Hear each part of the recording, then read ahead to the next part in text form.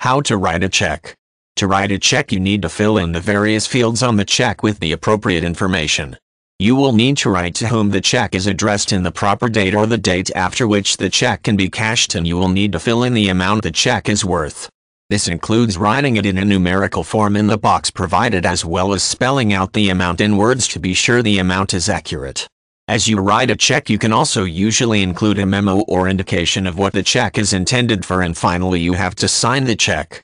Different people often begin to write a check at different places on the check, but you may find it is easiest to begin at the top and work your way down. This means beginning with the date. You will usually write the current date when you are writing the check.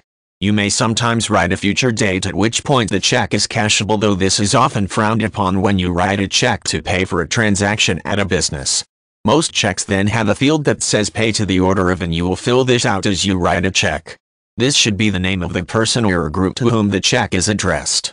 You should be sure to write an accurate and full name in this field, usually first and last name for a person and the legal operating name of a business or organization.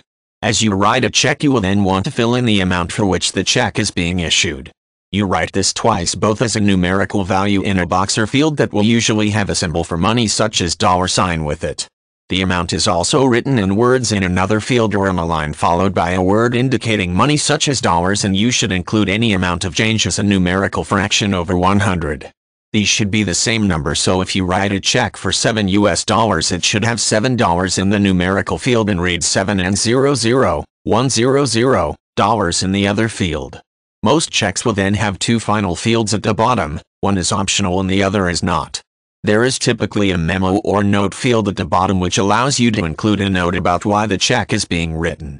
This can be helpful later to remind yourself of why you wrote the check, or if there are disputes later regarding any check you have written. The other field at the bottom is typically meant for you to sign, and unless the check is signed, it is not valid and cannot be cashed by the person to whom it is issued.